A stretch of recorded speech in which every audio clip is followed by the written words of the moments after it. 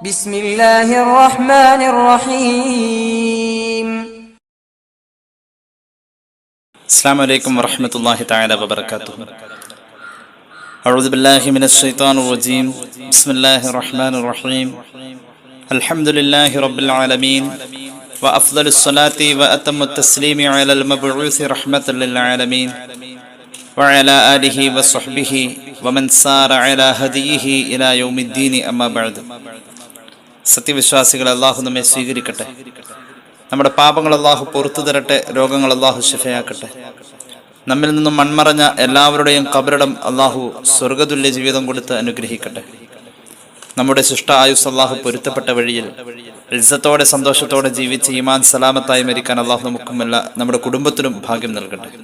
കഴിഞ്ഞ ദിവസം സംസാരിച്ചു വെച്ചത് അദബ് എന്ന് പറയുന്ന ഒരു വിഷയത്തെക്കുറിച്ചാണ്. ഇൻഷാ അല്ലാഹ് ഇന്നും ഒരല്പം പറയാം.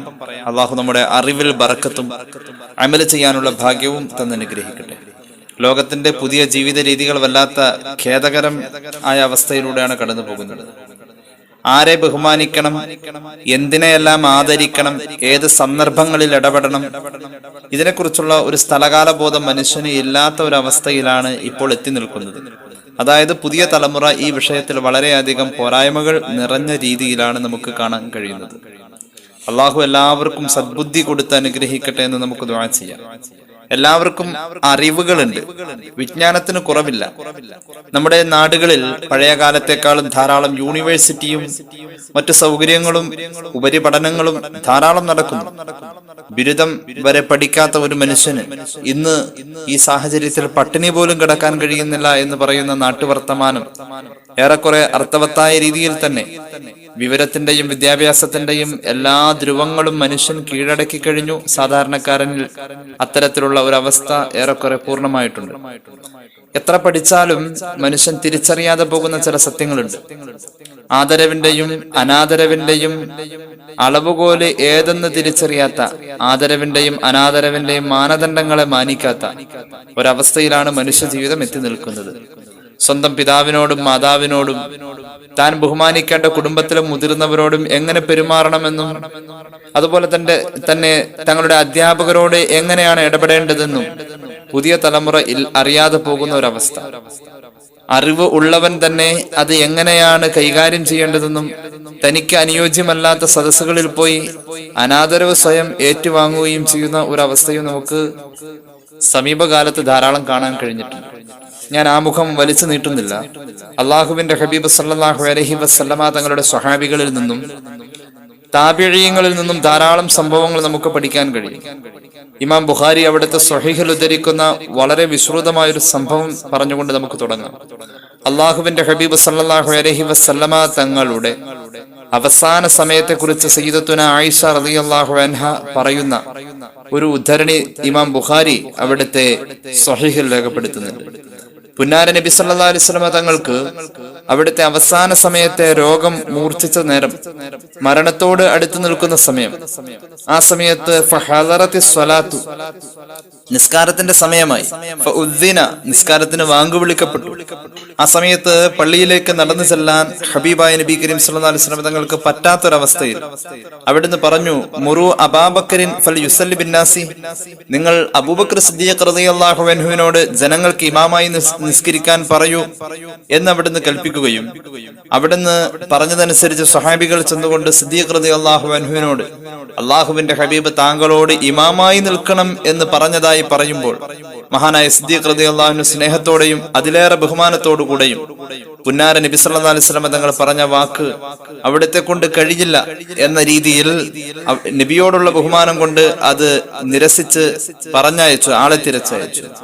ആ സമയത്ത് മഹാനായ സയ്യിദുനാ സിദ്ദീഖ് റളിയല്ലാഹു അൻഹുവിനെ കുറിച്ച് വിവരം പറയാൻ വന്ന സ്വഹാബി പറഞ്ഞത് നബിയെ സല്ലല്ലാഹു അലൈഹി വസല്ലം, ഇന്ന അബൂബക്കറിൻ റജുലുൻ അസീഫുൻ, ഏറെ ദുഃഖിതനായ ഒരു മനുഷ്യനാണ് അബൂബക്കർ സിദ്ദീഖ് റളിയല്ലാഹു അൻഹു.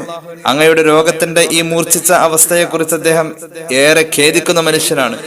ഇദാ കാമ ഫീ മഖാമിക, അങ്ങ് നിന്ന് നിസ്കരിക്കുന്ന ആ മിഹ്റാബിന്റെ അകത്ത് മഹാനായ സിദ്ദീഖ് റളിയല്ലാഹു അൻഹു നിന്ന് നിസ്കരിക്കാൻ നിന്നാൽ ലം യസ്തതി യുസല്ലിയ ബിന്നാസി, അവിടുത്തെ ജനങ്ങൾക്ക് ഇമാമ് നിന്ന ആ ആ സ്ഥാനത്ത് നിന്ന് നിസ്കരിക്കുമ്പോൾ ജനങ്ങൾക്ക് ഇമാമായി നിൽക്കേണ്ടി വരുന്ന അബൂബക്കർ സിദ്ദീഖ് റളിയല്ലാഹു അൻഹുവിന് നിസ്കാരം പൂർത്തിയാക്കാൻ പറ്റിയെന്ന് വരില്ല. കാരണം അത്രത്തോളം മനസ്സ് വിങ്ങിപ്പൊട്ടി, ചുണ്ടുകൾ വിതുമ്പി, വല്ലാത്ത ഗദ്ഗദത്തോടു കൂടെയാണ് എന്നെ തിരിച്ചയച്ചത്.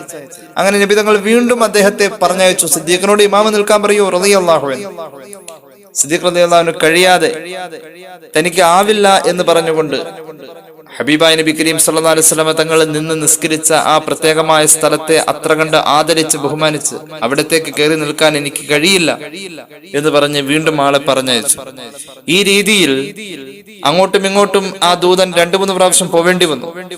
ഇമാം ബുഖാരി രേഖപ്പെടുത്താണ്, അങ്ങനെ ഹബീബായ നബി കരീം സല്ലല്ലാഹു അലൈഹി വസല്ലം തങ്ങൾക്ക് ശരീരത്തിന് ഒരു ആശ്വാസം കിട്ടിയപ്പോൾ ഫവജദ നബി സല്ലല്ലാഹു അലൈഹി വസല്ലം മിൻ നഫ്സിഹി ഖിഫത്തൻ, ഒരു ആശ്വാസം കിട്ടിയപ്പോൾ ഫഖറദ യുഹാദാ ബൈന റജുലൈനി, രണ്ടാളുകളുടെ, മഹാനായ ഫളൽ ഇബ്നു അബ്ബാസ് റളിയല്ലാഹു അൻഹുവിന്റെയും അലി ഇബ്നു അബി താലിബ് റളിയല്ലാഹു അൻഹുവിന്റെയും തോളിൽ കൈ ചാർത്തിയിട്ട് മുഹമ്മദ് റസൂൽ സല്ലല്ലാഹു അലൈഹി വസല്ലം തങ്ങൾ 2 കാൽ വിരലുകൾ നിലത്തൂടെ വലിച്ചിഴച്ച് പള്ളിയിലേക്ക് പോവാ. വേദന കൊണ്ട് ഹബീബായ നബി കരീം സല്ലല്ലാഹു അലൈഹി വസല്ലം തങ്ങൾ ശാരീരികമായ അസ്വസ്ഥതകളുണ്ട്, എന്നാലും പള്ളിയിലേക്ക് എത്തി.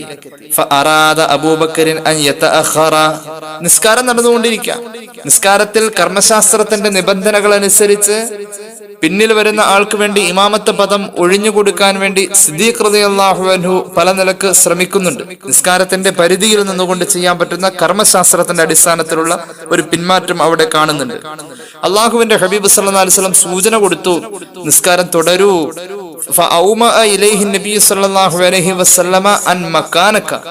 അല്ല, നിസ്കാരം ഇമാമായി തന്നെ താങ്കൾ തുടരൂ എന്ന് മുഹമ്മദ് റസൂൽ സല്ലല്ലാഹു അലൈഹി വസല്ലം തങ്ങൾ ആ സിദ്ദീഖ് റളിയല്ലാഹു അൻഹുവിന് അനുവാദം കൊടുക്കുകയും മഹാനായ സിദ്ദീഖ് റളിയല്ലാഹു അൻഹു നിസ്കാരം പൂർത്തീകരിക്കുകയും ചെയ്തു. അങ്ങനെ ജനങ്ങൾ മഹാനവറുകളുടെ പിന്നിൽ നിന്ന് നിസ്കരിച്ചു. ഈ നിസ്കാരം ചരിത്രത്തിലേറെ ചർച്ചയാണ്. കാരണം മുഹമ്മദ് റസൂൽ സല്ലല്ലാഹു അലൈഹി വസല്ലം തങ്ങളുടെ ഇമാമത്ത് സിദ്ദീഖ് റളിയല്ലാഹു അൻഹു ഏറ്റെടുക്കുമ്പോൾ പോലും അവിടുന്ന് വല്ലാതെ ആ ബഹുമാനം കൊണ്ടും ആദരവ് കൊണ്ടും കഴിയാത്ത അവസ്ഥയെ ബോധ്യപ്പെടുത്തുക എന്നത് ഒരു വലിയ അദബായി തന്നെ ചരിത്രം നമ്മുടെ മുന്നിൽ കാണിക്കുന്നുണ്ട്. അതുപോലെ തന്നെയാണ് സയ്യിദന ഉമർ ഇബ്നുൽ ഖത്താബ് റളിയല്ലാഹു അൻഹു, വലിയ മഹാനല്ലേ, അവരൊക്കെ വലിയ പദവികളിൽ ഇരിക്കുമ്പോഴും അവർ ആദരിക്കേണ്ട മറ്റു പലരെയും ആദരിക്കാൻ വേണ്ടി അവർ എത്ര കണ്ട് വിനയം കാണിച്ചു എന്നതാണ് ചരിത്രത്തിൽ നമുക്ക് കാണാൻ കഴിയുന്നത്. സയ്യിദന ഉമർ ഇബ്നുൽ ഖത്താബ് റളിയല്ലാഹു അൻഹുവിന്റെ ജീവിതത്തിലെ ഒരു വലിയ സംഭവത്തെ കുറിച്ച് മഹാന്മാരായ മുഫസ്സിരീങ്ങൾ രേഖപ്പെടുത്തുന്നത് കാണാം. ഉമർ ഇബ്നുൽ ഖത്താബ് റളിയല്ലാഹു അൻഹു പള്ളിയിലേക്ക് നടന്നു പോകുമ്പോൾ മഹാനവറുകൾ വെള്ളിയാഴ്ച ജുമുഅ നിസ്കാരത്തിന് വേണ്ടി പോകുന്ന സമയമാണ്. ആ സമയം മഹാനായ അബ്ബാസ് റളിയല്ലാഹു അൻഹു, മഹാനായ ഹബീബായ നബി കരീം സല്ലല്ലാഹു അലൈഹി വസല്ലം തങ്ങളുടെ പിതൃ സഹോദരനായ അബ്ബാസ് റളിയല്ലാഹു അൻഹുവിന്റെ വീടിന്റെ അരികിലൂടെയാണ് ഉമർ ഇബ്നുൽ ഖത്താബ് റളിയല്ലാഹു അൻഹു പള്ളിയിലേക്ക് പോകുന്നത്.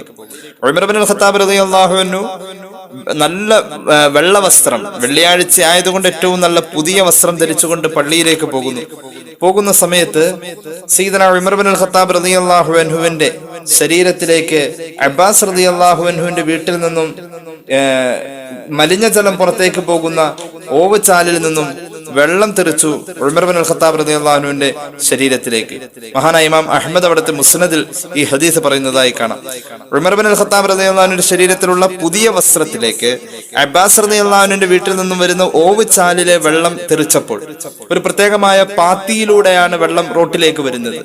ആ സമയത്ത് കുറച്ച് നജസ് കലർന്ന വെള്ളമാണ്, എന്തോ ഒന്നിനെ വീടിന്റെ അകത്ത് അറുത്ത് ആ ഇറച്ചി കഴുകുന്ന വെള്ളമാണ് വെള്ളിയാഴ്ച പള്ളിയിലേക്ക് പോകുന്ന ഉമർ റളിയല്ലാഹു അൻഹുവിന്റെ ശരീരത്തിലേക്ക് തെറിച്ചത്. അങ്ങനെ മഹാനായ സയ്യിദന ഉമർ ഇബ്നുൽ ഖത്താബ് റളിയല്ലാഹു അൻഹു ഈ വെള്ളം ഒലിച്ചു വരുന്ന ആ പാത്തി, ആ ഓവുചാല് വലിച്ചഴച്ച് ഊരി കാട്ടിക്കളഞ്ഞു എന്ന് പറഞ്ഞ അത് അവിടുന്ന് റോട്ടിലേക്ക് വെള്ളം വരുന്ന ഇത് കണ്ടപ്പോ മഹാനവറുകൾ ഇടങ്ങേറ്, ജനങ്ങൾക്ക് ഇടങ്ങേറാകുന്ന ഈ അവസ്ഥ ഇനി ഇവിടെ വേണ്ടാന്ന് പറഞ്ഞ് ആരുടെ വീടാന്നൊന്നും നോക്കിയില്ല, വലിച്ചഴിച്ച സാധനം ദൂരെ കളഞ്ഞു. കുറച്ചു കഴിഞ്ഞ് മഹാനവറുകൾ വീട്ടിലേക്ക് പോയി വസ്ത്രമൊക്കെ മാറി തിരികെ വന്നു. ആ സമയത്ത് മഹാനായ ഉമർ ഇബ്നുൽ ഖത്താബ് റളിയല്ലാഹു അൻഹു വന്നു ജനങ്ങൾക്ക് ഇമാമായി നിസ്കരിച്ചു.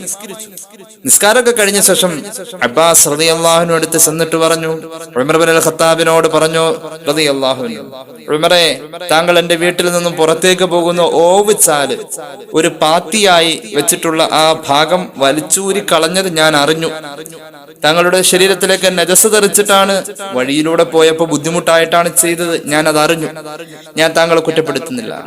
പക്ഷെ അറിയണം ഉമറേ, വല്ലാഹി ഇന്നഹു ലൽ മൗദിഉൽ ലദീ വലഅഹു നബി സല്ലല്ലാഹു അലൈഹി വസല്ലം, ആ ഓവുചാല്, ആ പാത്തി അവിടെ സ്ഥാപിച്ചത് ഞാനല്ല ഉമറേ, അല്ലാഹുവിന്റെ ഹബീബ് സല്ലല്ലാഹു അലൈഹി വസല്ലം തങ്ങളുടെ കൈകൊണ്ട് വെച്ചതാണത്, അവിടെ നിന്നാണ് ആ സ്ഥലം തെരഞ്ഞെടുത്തത് എന്ന് അബ്ബാസ് റളിയല്ലാഹു അൻഹു പറഞ്ഞപ്പോ ഉമർ ഇബ്നുൽ ഖത്താബ് പേടിച്ചരണ്ടു പോയി. ഹബീബായ നബി തങ്ങൾ വെച്ച സ്ഥലത്ത് നിന്നും ഞാനത് വലിച്ചൂരുകയോ?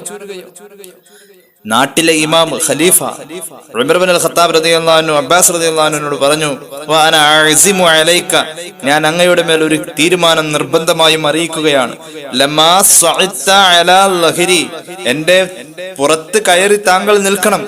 ഹത്താ തലഅഹു ഫിൽ മൗദിഇൽ ലദീ വദഅഹു റസൂലുള്ളാഹി സ്വല്ലല്ലാഹു അലൈഹി വസല്ലം, റസൂലുള്ളാഹി സ്വല്ലല്ലാഹു അലൈഹി വസല്ലം തങ്ങൾ എവിടെയാണോ ആ പാത്തി വെച്ചത് അവിടെ തന്നെ അത് വെക്കാൻ, അങ്ങേക്ക് ഉയരം കിട്ടാൻ വേണ്ടി ഞാൻ കുനിഞ്ഞു നിന്ന് തരാം. എന്റെ പുറത്ത് ചവിട്ടി തന്നെ നിന്ന് അങ്ങ് ചെയ്യണം, ഞാൻ അതിനു വേണ്ടി നിർബന്ധിക്കാണ്.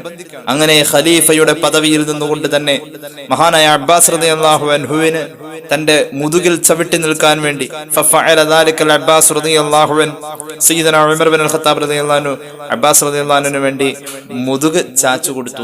ഇങ്ങനെ ചരിത്രത്തിലുള്ളത്. ഹബീബായ നബി കരീം സല്ലല്ലാഹു അലൈഹി വസല്ലം തങ്ങൾ വെച്ചോടുത്ത് ആ സാധനം തിരിച്ചു വെക്കാൻ, ആ സ്ഥാനത്തെ പോലും, നബി വെച്ച സ്ഥലത്തെ പോലും ആദരിക്കുകയാണ് സ്വഹാബികൾ ചെയ്തിട്ടുള്ളത്. അത്രത്തോളം അള്ളാഹുവിന്റെ ദീനിൽ അദബിന് പ്രാധാന്യമുണ്ട്. ഹബീബായ നബി കരീം സല്ലല്ലാഹു അലൈഹി വസല്ലം തങ്ങളുടെ സ്വഹാബികൾ ഇങ്ങനെയാണ് കാണിച്ചിട്ടുള്ളത്. അള്ളാഹുവിന്റെ ഹബീബ് സല്ലല്ലാഹു അലൈഹി വസല്ലം തങ്ങളുടെ സ്വഹാബികളിൽ ചെറിയവര് വലിയവരെ ബഹുമാനിച്ചിട്ടുണ്ട്. അങ്ങനെയുണ്ട്, ചെറിയവര് വലിയവരെ ബഹുമാനിച്ചിട്ടുണ്ട്. സയ്യിദന ഇബ്നു ഉമർ റളിയല്ലാഹു അൻഹു സഹാബികളിൽ വളരെ പാണ്ഡിത്യമുള്ള കൊച്ചുമോനാണ്. ഇബ്നു ഉമർ റളിയല്ലാഹു അൻഹു ഇമാം ബുഖാരിയുടെ സ്വഹീഹിലുണ്ട് ഹദീസ്. മഹാനായ ഇബ്നു ഉമർ തങ്ങൾ പറയാണ്, കുന്തു ഇൻദൻ നബി സല്ലല്ലാഹു അലൈഹി വസല്ലം വഹുവ യഅകുലു ജുമ്മാറ, ഒരിക്കൽ നബി തങ്ങളുടെ സദസ്സിൽ ഞാൻ ചെന്നപ്പോൾ അവിടുന്ന് ഈത്തപ്പനയുടെ പൊങ്ങ് കഴിച്ചുകൊണ്ടിരിക്കുക. അതിന്റെ കൂമ്പ് ഭാഗം ചെത്തി മിനുക്കി അതിന്റെ ഉള്ളിലെ ഏറ്റവും പുതിയ കാമ്പ് ഭാഗം, നബിതങ്ങൾ അതിങ്ങനെ, നമ്മൾ തെങ്ങിനൊക്കെ അത് കഴിക്കാറുണ്ട്, അതിന്റെ കൂമ്പ് ഭാഗം പൊങ്ങെന്ന് പറയും. ഹബീബായ നബി കരീം സല്ലല്ലാഹു അലൈഹി വസല്ലം തങ്ങൾ പൊങ്ങ് കഴിച്ചുകൊണ്ടിരിക്കുക, ഈത്തപ്പനയുടെ പൊങ്ങ. പെട്ടെന്ന് നോക്കി ആർക്കും മനസ്സിലാവില്ല അതെന്ത് സാധനമാണ്. ഹബീബ് അത് കഴിച്ചുകൊണ്ടിരിക്കുമ്പോൾ അവിടുന്ന് പറയാണ്, ഫഖാല ബിനസ്സജരി ഷജറത്തുൻ കർറജുലിൽ മുഅ്മിനി, ഒരു മൂമിനായ മനുഷ്യനെ പോലെ എന്ന് പറയാൻ പറ്റുന്ന ഒരു വൃക്ഷത്തിന്റെ ഭാഗമാണ് ഞാൻ ഈ കഴിക്കുന്ന ഭക്ഷണമെന്ന് സയ്യിദുനാ റസൂലുള്ളാഹി സ്വല്ലല്ലാഹു അലൈഹി വസല്ലം. ആർക്കെങ്കിലും പറയാൻ പറ്റുമോ അത്? ഒരു മൂമിന സദസ്സിൽ വെച്ച് പറയാണ്, ഒരു മൂമിനായ മനുഷ്യനെ പോലെ എന്ന് നമുക്ക് പറയാൻ പറ്റുന്ന ഒരു വൃക്ഷത്തിന്റെ കൂമ്പ് ഭാഗമാണ് ഞാൻ ഈ കഴിക്കുന്നതെന്ന് പറഞ്ഞപ്പോൾ സഹാബികൾ ആരും തന്നെ ഉത്തരം പറയുന്നില്ല.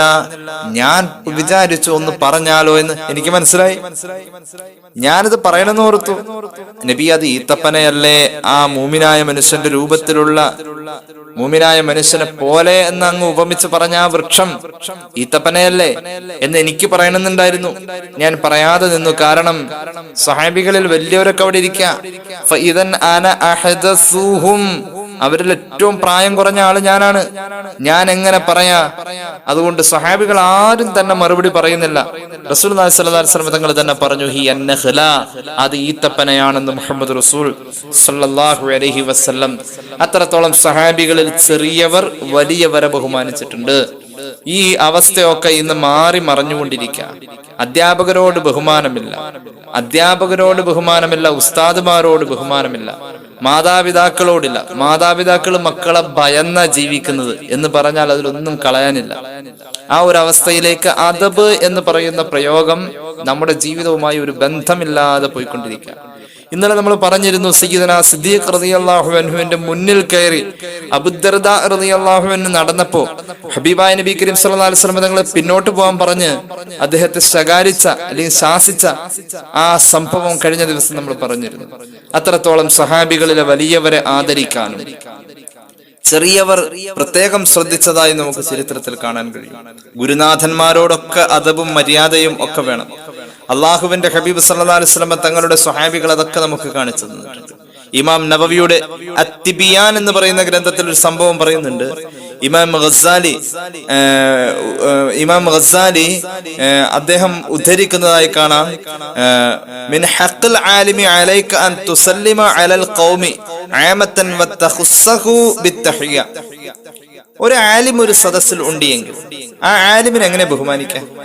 ഒരു സദസ്സിൽ, ഒരു ഉദാഹരണം, നമ്മളൊരു സദസ്സ് സങ്കല്പിക്കാം. ആ സദസ്സിൽ ഒരു മഹാപണ്ഡിതനുണ്ട്.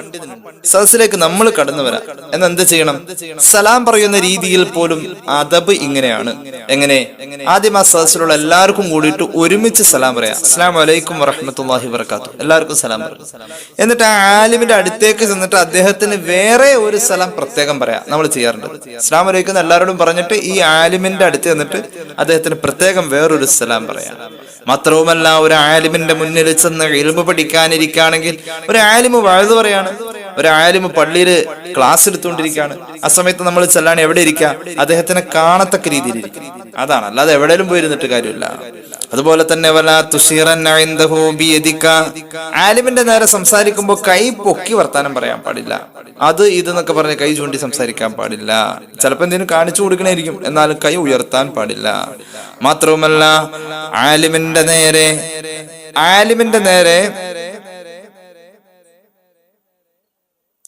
ആലിമിന്റെ നേരെ കണ്ണുരുട്ടി നിന്നുകൊണ്ട് തുറച്ചു നോക്കിയിട്ട് നിന്ന് സംസാരിക്കാൻ പാടില്ല.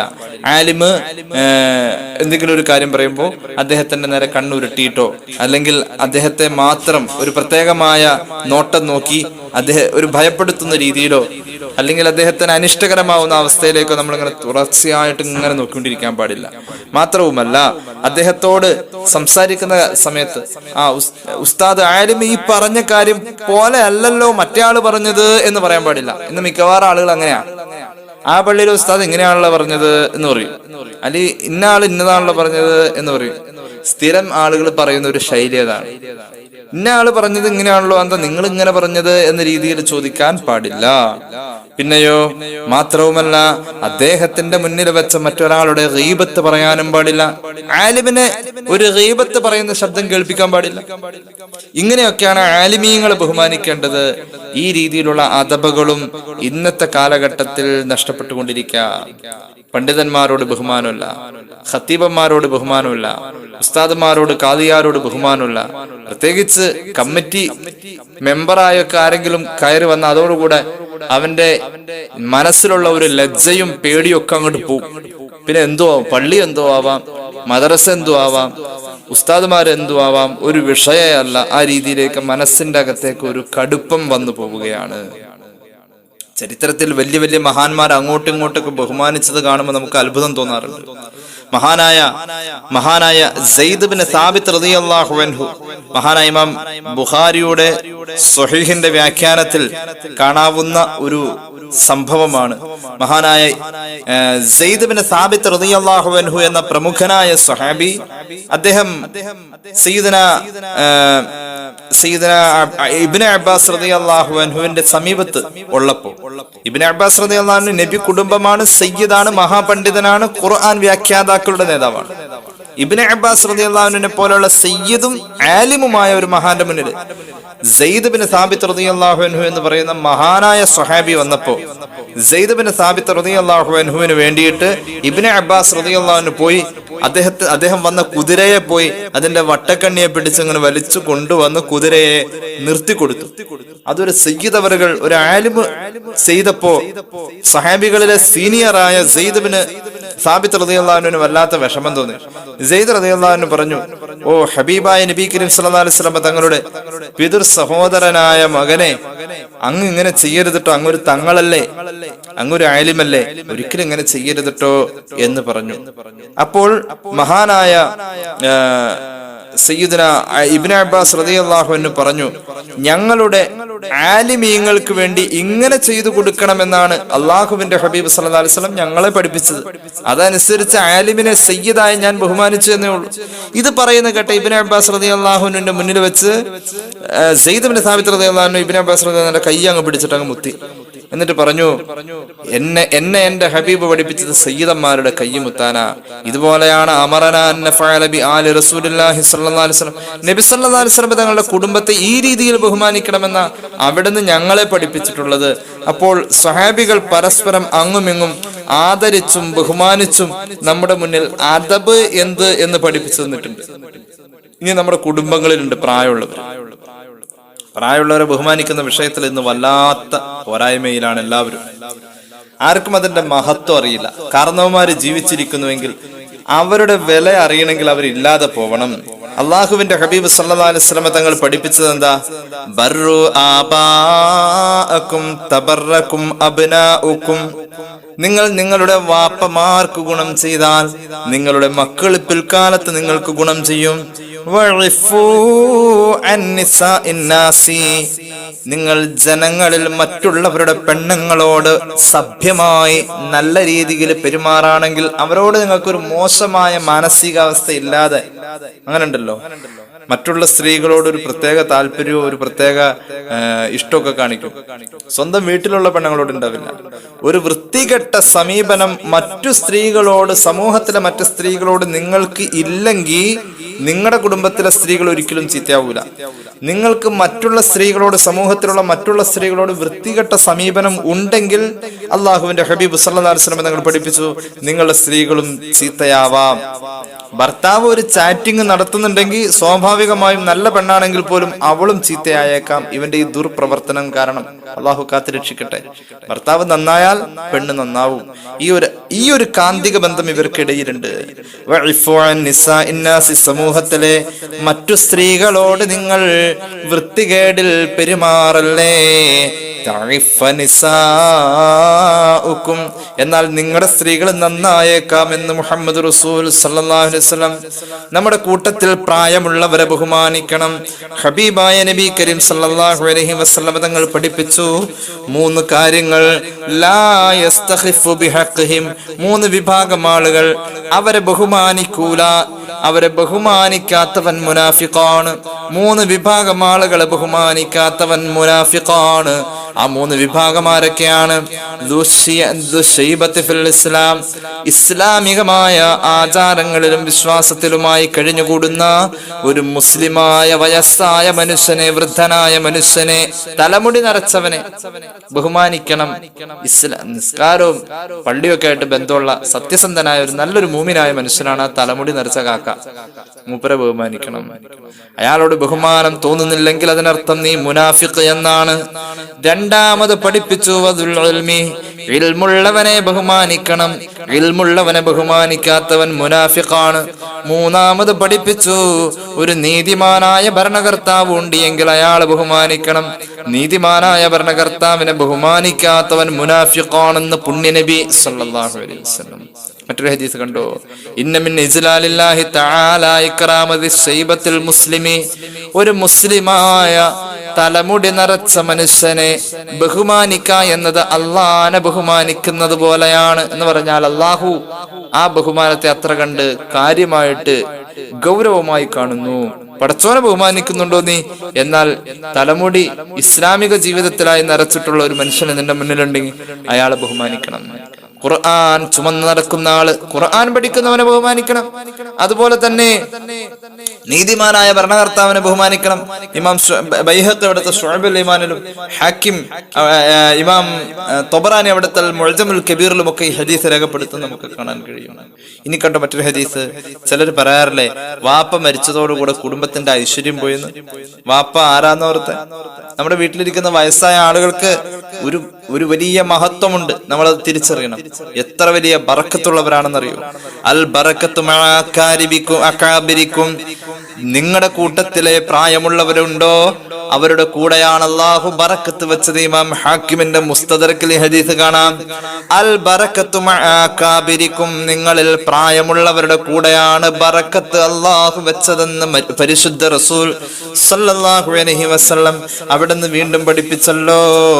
നിങ്ങളുടെ കൂട്ടത്തിൽ ചെറിയ കുട്ടികളോട് സ്നേഹം കാണിക്കാത്തവരും മല്ലം യർഹം സഗീറന, കൊച്ചുമക്കളോട് കരുണയും സ്നേഹവുമില്ലാത്തവരും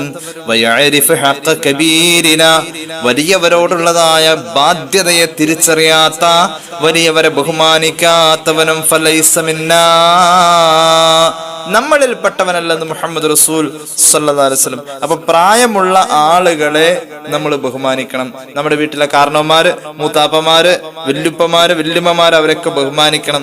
എത്ര വലിയ പദവിയിൽ നമ്മൾ ഇരുന്നാൽ പോലും അവരെ ആദരിക്കുകയും ബഹുമാനിക്കുകയും വേണം. ഇനി മറ്റൊരു സംഭവം കൂടി ഞാൻ പറഞ്ഞിട്ട് തൽക്കാലം ഇന്നത്തെ ക്ലാസ് അവസാനിപ്പിക്കുകയാണ്. ഇമാം ഇസ്മാഇൽ അൽ ഹഖ് അൽ ബറൂസവി റൂഹുൽ ബയാനിൽ ഒരു സംഭവം രേഖപ്പെടുത്തുന്നത് കാണാം.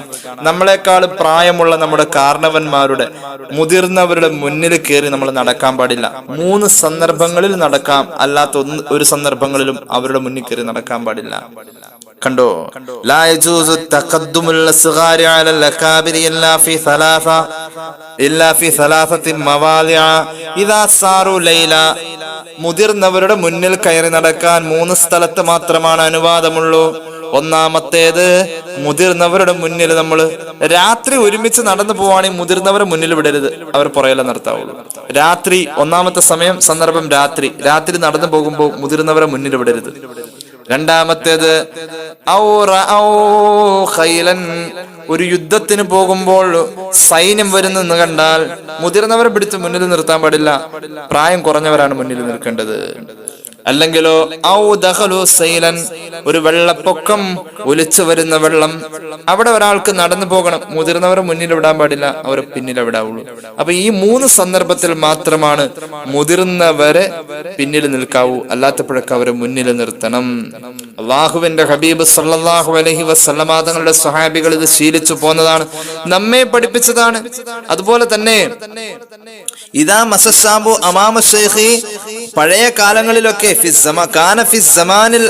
പഴയ കാലങ്ങളിലൊക്കെ ഇത് വലിയ ഗൗരവമായി സംഭവിച്ചിട്ടുണ്ട്. പഴയ കാലങ്ങളിൽ ഒരു ചെറുപ്പക്കാരൻ കയറി ഒരു വൃദ്ധന്റെ മുന്നിൽ അദബില്ലാതെ നടന്നു കഴിഞ്ഞാൽ അന്ന് സംഭവിക്കുന്നത് യഖ്സിഫുല്ലാഹു ബിഹിൽ അർള, ആ മുന്നിൽ കയറി നടക്കുന്നവനെ ഭൂമി വിഴുങ്ങും, അയാൾ പെട്ടെന്ന് ഭൂമിയിൽ അങ്ങനെ താന്നു പോകും. ആ രീതിയിൽ ഭൂമി വിഴുങ്ങുമായിരുന്നു. മാത്രവുമല്ല, ഈ മുതിർന്നവരെന്ന് പറഞ്ഞോടത്ത് പണ്ഡിതന്മാരെയും മഹാന്മാരെണ്ണിയിട്ടുണ്ട്. ഉസ്താദുമാരുടെയും ആലിമീങ്ങളുടെയും അധ്യാപകരുടെയും മുന്നിൽ കയറി നടക്കാൻ പാടില്ല, 3 സന്ദർഭങ്ങളിലല്ലാതെ. ഈ പറഞ്ഞത് അങ്ങോട്ടും ബാധകമാണെന്ന് മഹാന്മാരായ ഫുഖഹാ രേഖപ്പെടുത്തുന്നുണ്ട്. ഞാൻ ഈ വായിച്ച ഉദ്ധരണി പരിശുദ്ധ ഖുർആൻ വ്യാഖ്യാനിച്ചുകൊണ്ട് മഹാനായ ഇസ്മാഇൽ അൽ ഹഖ് അൽ ബറൂസവി റൂഹുൽ ബയാനിൽ ഇത് രേഖപ്പെടുത്തുന്നതായി കാണാം. അള്ളാഹു നമുക്ക് തൗഫീഖ് ചെയ്യട്ടെ. റബ്ബ് നമ്മുടെ അറിവിലും നമ്മുടെ അമലിലും ബറക്കത്ത് ചെയ്യട്ടെ. അൽഹംദുലില്ലാഹി റബ്ബിൽ ആലമീൻ. അല്ലാഹുമ്മ സ്വല്ലി അലാ സയ്യിദിനാ മുഹമ്മദിൻ വഅലാ ആലി സയ്യിദിനാ വ മൗലാനാ മുഹമ്മദ്. അല്ലാഹുവേ, ഞങ്ങളെ സ്വീകരിക്കണേ തമ്പുരാനെ, ഞങ്ങളുടെ പാപങ്ങൾ പൊറുക്കണേ അല്ലാ, രോഗങ്ങൾ ശിഫയാക്കണേ അല്ലാ. അറിഞ്ഞു ചെയ്ത, അറിയാതെ ചെയ്ത, രഹസ്യമായി സംഭവിച്ച, പരസ്യമായി സംഭവിച്ച എല്ലാ തെറ്റുകുറ്റങ്ങളും നീ മാപ്പാക്കണേ തമ്പുരാനെ. ഞങ്ങളുടെ അറിവിലും ഞങ്ങളുടെ അമലിലും നീ ബർക്കത്ത് നൽകണേ അല്ലാ. പെട്ടെന്നുള്ള മരണങ്ങളെ തൊട്ട് കാക്കണേ അല്ലാ, അപകടങ്ങളെ തൊട്ട് കാക്കണേ അല്ലാ. ഒരുപാട് പേര് ദുആക്ക് വസിയത്ത് ഏൽപ്പിച്ചിട്ടുണ്ട്, അവരുടെ ആവശ്യങ്ങൾ നിറവേറ്റണേ അല്ലാ. ഞങ്ങളുടെ പ്രവാസികളെ അനുഗ്രഹിക്കുക അല്ലാ. വിദേശത്തേക്ക് പോവാൻ പലരും തയ്യാറായി നിൽക്കുന്നു. പ്രത്യേകിച്ച് 1-2 സഹോദരിമാർ ആ വിഷയം പറഞ്ഞ് അവരുടെ ഭർത്താക്കന്മാരുടെ അടുത്തേക്ക് പോകാനുള്ള പേപ്പർ റെഡിയാവാൻ വേണ്ടിയിട്ട് തടസ്സങ്ങൾ മാറാൻ വേണ്ടി ദുആ ചെയ്യാൻ ഏൽപ്പിച്ചു. അള്ളാഹുവേ, നീ വഴി എളുപ്പമാക്കി കൊടുക്കുക അല്ലാ. ഞങ്ങളുടെ പല സഹോദരന്മാരും അതിനുവേണ്ടി ശ്രമിക്കുന്നുണ്ട്. റബ്ബേ, നീ അവരുടെയും വഴി എളുപ്പമാക്കി കൊടുക്കുക അല്ലാ. എല്ലാവിധ പ്രയാസങ്ങളെ തൊട്ടും നീ കാക്കണേ തമ്പുരാനെ. ഞങ്ങൾക്ക് നീ തന്നതിൽ മുഴുവനും ബർക്കത്ത് നൽകണേ അല്ലാ. തരാൻ ഉദ്ദേശിച്ചതിൽ ബർക്കത്ത് നൽകണേ അല്ലാ. ജീവിതത്തിന്റെ എല്ലാ മേഖലകളിലും നിന്റെ കരുണയും സ്നേഹവും നിന്റെ സഹായവും ഞങ്ങൾക്ക് എത്തിച്ചു തരണേ അല്ലാ. ഞങ്ങൾ ഇന്ന് മരിച്ചുപോയവരുടെ ഖബറിടം നീ സ്വർഗമാക്കണേ അല്ലാ. ഞങ്ങളെ സഹായിക്കുന്നവരെ നീ സഹായിക്കുക അല്ലാ. ഞങ്ങളെ സ്നേഹിക്കുന്നവരെ നീ സ്നേഹിക്കുക അല്ലാ. അന്ത്യം നന്നായി കലിമ ഉച്ചരിച്ച് മരിക്കാനുള്ള ഭാഗ്യം നൽകണേ അല്ലാ. അല്ലാഹുവേ, റബ്ബേ, പരിശുദ്ധ റൗളയിൽ മരണത്തിന് മുന്നേ പല പ്രാവശ്യം ചെല്ലാൻ, ഞങ്ങൾക്ക് ഹജ്ജ് ഉംറ സിയാറത്ത് ജീവിതത്തിൽ ആവർത്തിക്കാൻ നീ ഭാഗ്യം നൽകണേ അല്ലാ. നിലവിൽ ഹജ്ജിന് വേണ്ടി ആഗ്രഹിക്കുകയും അതിനുവേണ്ടി ശ്രമിക്കുകയും ഈ വർഷം പോകാമെന്ന് കരുതിയിരുന്നവരുമായ ആളുകൾ ഒരുപാട് പേരുണ്ട് റബ്ബേ. എല്ലാവരുടെയും വഴികൾ അടച്ചു കളയല്ലേ അല്ലാ. ഹജ്ജ് ഉംറ സിയാറത്ത് ചെയ്യാതെ ഞങ്ങൾക്ക് മരണം തരല്ലേ അല്ലാ. ഞങ്ങളുടെ കൂട്ടത്തിൽ വീട് പണിയുമായി ബന്ധപ്പെട്ട പലരുമുണ്ട്. 10, 14, 8, 7 വർഷങ്ങൾ വാടകയ്ക്ക് കിടക്കുന്നു. ഒരു തുണ്ട് മണ്ണില്ലാത്തവർ, ഭൂമി വാങ്ങിയിട്ടിട്ട് വീട് പണിയാൻ കഴിയാത്തവർ. അള്ളാഹുവേ, എല്ലാവർക്കും നല്ലൊരു വീട് വെക്കാനുള്ള ഭാഗ്യം കൊടുക്കണേ അല്ലാ. വിവാഹപ്രായമെത്തിയ മക്കൾക്ക് അനുയോജ്യരായ ഇണകളെ അടുപ്പിച്ചു കൊടുക്കണേ അല്ലാ. ഞങ്ങളുടെ വാഹനങ്ങളിലും സ്ഥാപനങ്ങളിലും ബർക്കത്ത് നൽകണേ അല്ലാ.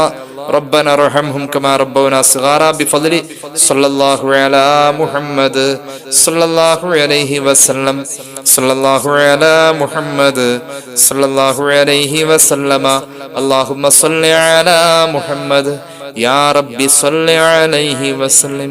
السلام عليكم ورحمة الله.